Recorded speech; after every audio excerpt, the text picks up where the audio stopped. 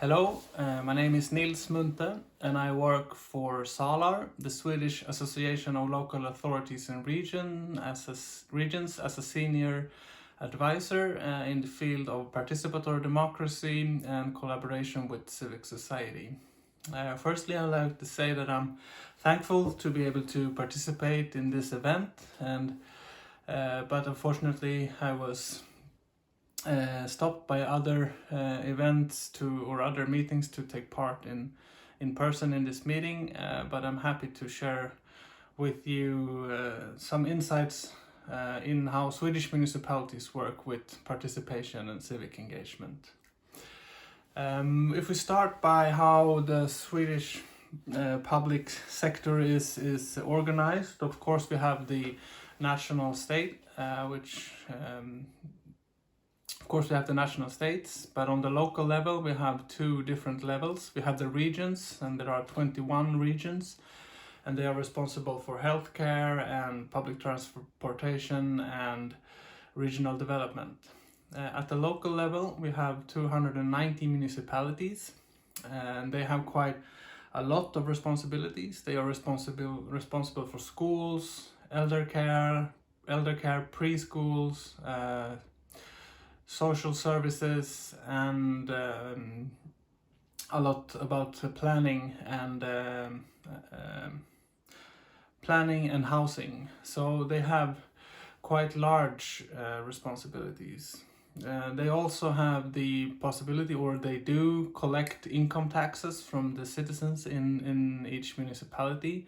So they have quite a lot of freedom to steer and to they have quite a lot of freedom from the national state. But of course the national state sets the rules and the regulations to the task that a municipality can and can't do. We have 290 municipalities, and they are very different in size and in the conditions which they work in, but they all have the same tasks. So even if you are Stockholm, which is our largest municipality with nearly 1 million inhabitants, and the smallest one is called Bjurholm in the north of Sweden. They only have 2,500 inhabitants, but they still have to do the same task. So they do this, of course, in very different ways and in collaboration with each other, and yes, so it looks quite different from the country. And the medium municipality in Sweden have about 15,000 inhabitants, so they are still quite small in an international comparison, I would reckon, but still have a lot of work to do then. Other than these responsibilities that I told you about, that I just told you about, they also have, or they are able to, and most of them or all of them do, give a lot of money to sports and to culture, and a lot of these is formed as contributions to civic organizations to perform sports, or to have training for children, or to teach children how to sing in a choir or to play an instrument.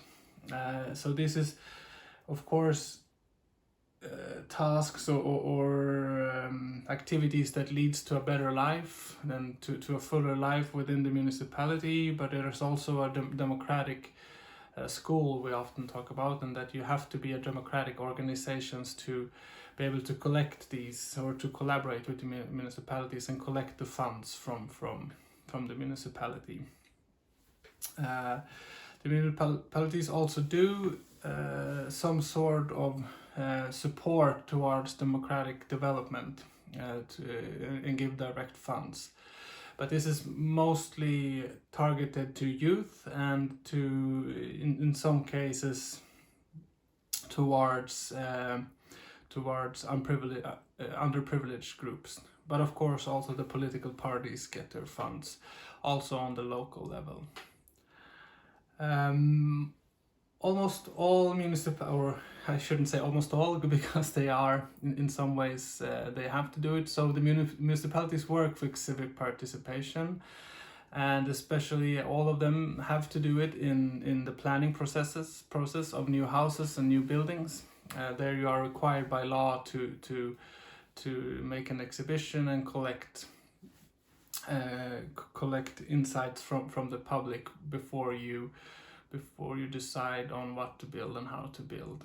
So all of them work with that, but of course they do it in different ambition and with different techniques, and listen different much to what the public have to say.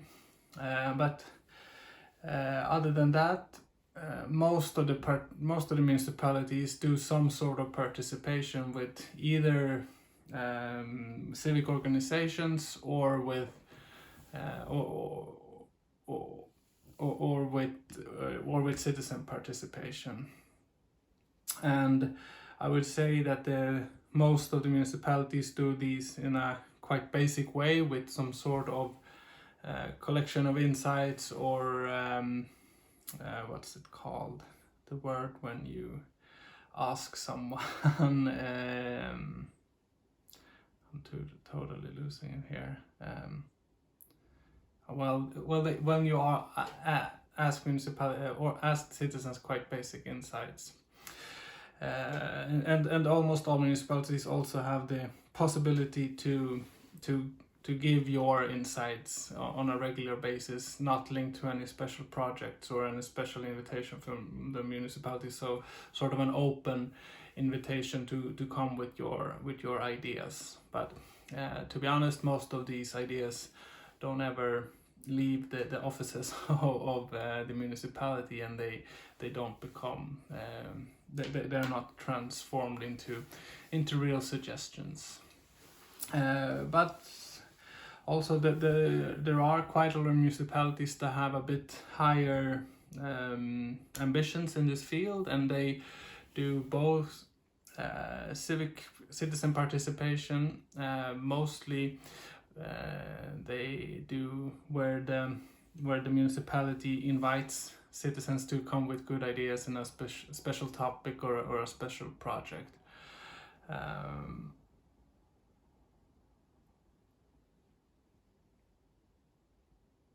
And in these cases there is almost always the municipality that finances the activities, but sometimes there can be that civic organizations help with implementations, or are the ones that carry out the different things that you came up with in the participation processes. But most common, I would have to say, is that the municipality finances and also implements the different tasks.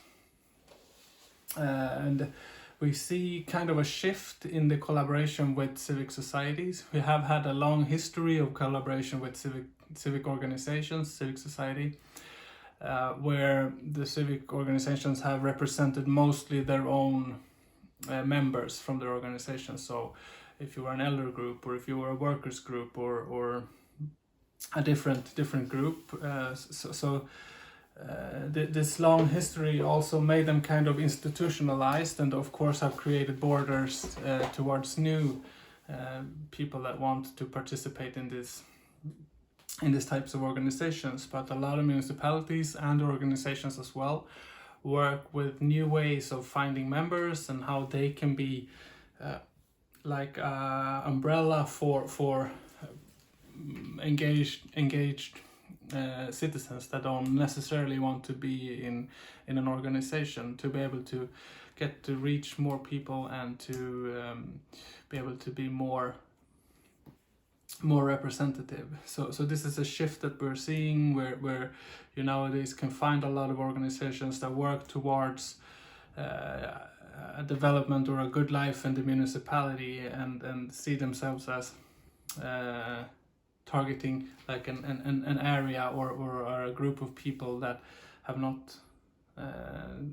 which is, I have to say, fairly new in the Swedish conditions. So hopefully you find this short answer useful, and maybe you want to elaborate on some thoughts. I'd be happy to answer any emails, or to have a phone call or a Skype meeting. No, not Skype, but or a Zoom meeting to develop my thoughts, and if you want to hear more. So many thanks for your attention, and hopefully we'll talk more.